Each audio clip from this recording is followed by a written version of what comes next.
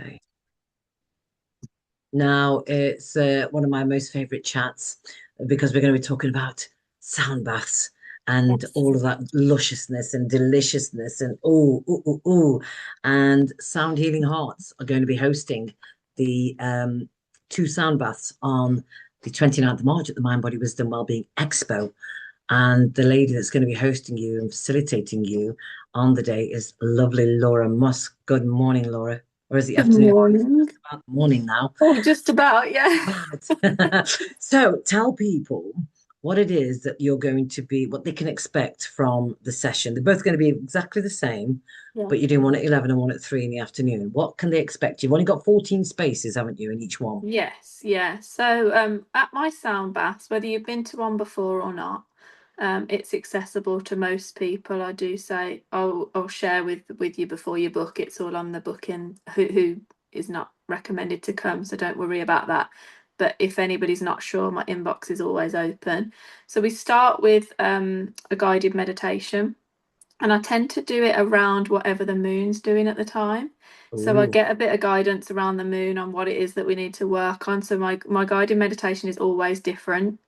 And then I do explain at the beginning, if you've not been to one before, like what to expect, because I think that that helps people that are like, what the hell is a sound bath? And why is she not in a physical bath? And why has she not provided baths?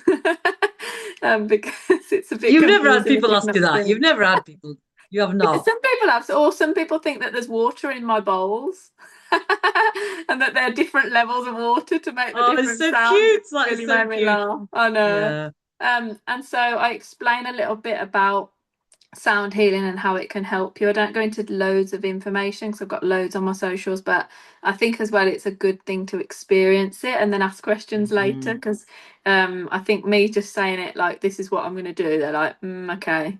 Then we Yeah. get into it and I go through a certain sequence. And it's a very relaxing experience, but it can also be a release.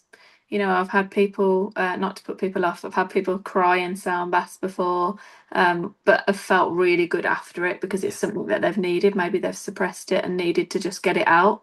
And it's just lovely to see people at the beginning to the end and just how lovely and transformational it can be in just that one session.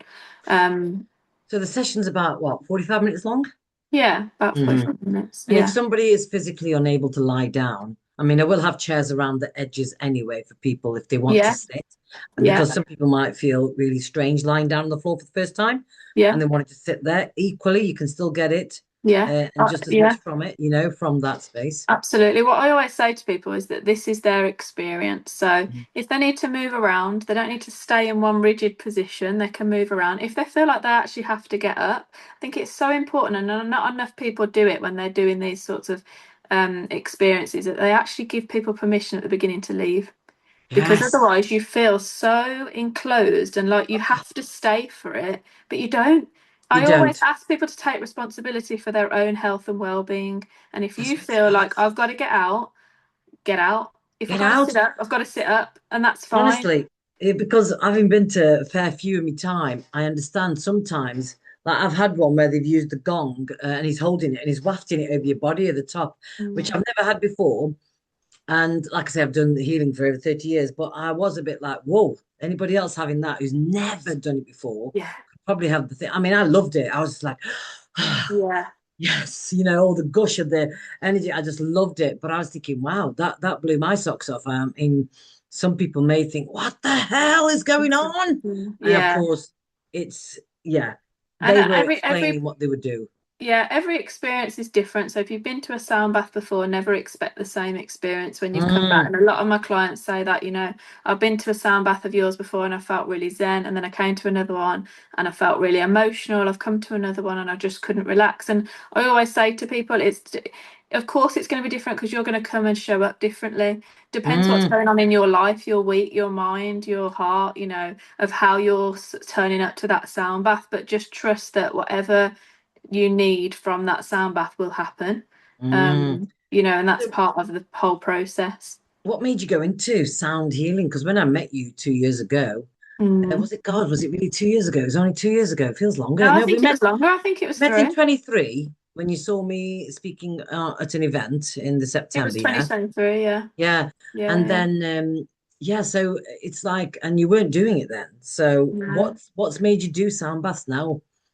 So in And 2027, you've trained in them, haven't you? yeah, yeah. So Yeah, I'm you've done the qualified training. sound healer. Yeah, yeah. So I So think that's important to really point out because it anybody is. can buy crystal balls and anybody can sit there and say they're doing it. You've got to ask the question, when Yeah. did you qualify? When did you do the course? Who I was it think with? it's a bit Ask the of your question. own due diligence, isn't it? Yeah, Because I think this, and this isn't just in the sound healing space, this is in all healing spaces, but it's so easy to do a quick weekend course in Reiki and sound healing. And one of the things I'm not telling anyone what they should do, but what I like and I take pride in is that I've done a course with the Sound Healing Academy, that's internationally recognized, and I had to do it for 12 months, and I've had to have yes, 10 of my sound baths observed. I've had to do like case studies. I've had to get reviews from actual people and I submit everything. And so it took me 10 months, and rightly so, because you're dealing with people's energy and you need to do it properly. And I have been to some sound baths that have gone in a different order and have felt so jarring to me. And I just think it's so important that you have your own due diligence when you go to any sort of events, not just a sound bath, but that you look into the person and find out maybe it's a recommendation, or you ask them, like you said, like there's no harm in asking people, like, that's how it. have you qualified? Where have you done Where did you it? go? Who with? How long have you been I doing it? saw the course early 2023 and thought, oh, that's interesting. I just don't know. I just thought, oh, don't know, I feel a bit drawn to that. And then unfortunately, my dad died in the March, and it was under quite tragic circumstances. And I just felt a bit lost. And I thought, well, I can't do that course now because this has happened. And then I thought, why can't you do the course now? Maybe this is exactly what you need now. And so I turned up to the course, having not had a clue, only been to one sound bath ever in my life, with a lovely lady called Amber. She's so lovely. And I knew as soon as we did the introductions that was where I was supposed to be. On my left hand side was a lady who had just lost her sister. And on my right hand side was a lady who helped families through bereavement when people have died through suicide. And I was Wow, like, oh my God, like I'm supposed to be wow, here. And exactly. I That's had just amazing. 4 days in a Buddhist center of pure peace. Everything was blocked off on the outside, and I just literally went inwards and just learnt how powerful these sounds can be. And then Mm. after the 4 days, I thought, I've got to carry on doing it. I just want to Wow. do it again. So I signed up to the next course, which is then when you can deliver them. Oh, I see. Yeah, So this so is you the have to thing, do see, two. because I know what it's like because I started to use tuning forks and I got a couple of them and they get very addictive. When do you bloody stop, mate? When do you stop Um, buying your bowls I and know, your yeah, this gongs is and all it. that? When are you going to stop? Have you had to Yeah. like rein it in a bit? I've been quite good actually, because I remember my the teacher that I've got, her name's Becky, she's really good. And I remember her saying, like just start out with these because you can create an amazing sound bath just from this. And I was like, okay. And do you know, I've only added maybe one or two things since then. And I see people online with all these lovely bowls, and there's so many of them. But actually, sometimes I think less is more. And what I wanted to do was know that I knew these instruments inside out before I add anything Yes, else on. And also, I'd need a bloody minibus if I I get much know. more. And then you think about bloody breaking them, don't you, as well? Yeah, For God's sake. exactly. So, do you have, because for those people that don't know about sound baths, each of the bowls are attuned to one of the energy Mhm. centers. Mhm. And Yeah. which ones do you have that are attuned to which? Or do you have all seven, or I've do you got have? all, no, I don't have all seven, but I've got different ones. So, like with my Tibetan bowl, that is aligned with other chakras than my crystal healing bowls. Right. So there's always something there.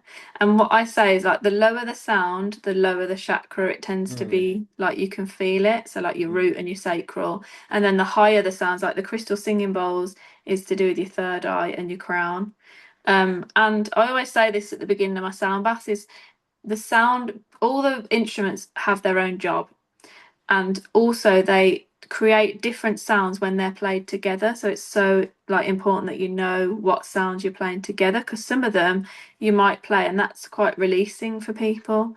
And Mm, some instruments are quite releasing, like the drum and the gong are very releasing instruments mm, where they're designed to release things, whereas others are designed to be more relaxing, like the Tibetan bowls are very relaxing. That's why we do that at the beginning, because it gets you into that deep relaxation at the very beginning.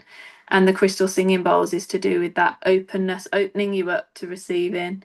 And that's when we go into like the more releasing ones like the drum and the gong. So brilliant. yeah, they've all got their purpose, but they're doing what you need. Yes, love that. So, guys, as we said, you can book onto these, and Laura will put the link in the video when I share it in the group, and you can book in to the Eventbrite space there. And yeah, can't wait. I cannot wait. I'm Exciting. going to jump into one myself as well on the day. The first one, I think I'll do the 11 o'clock. Yeah, good Set idea. yourself up for the day on Yes. the day.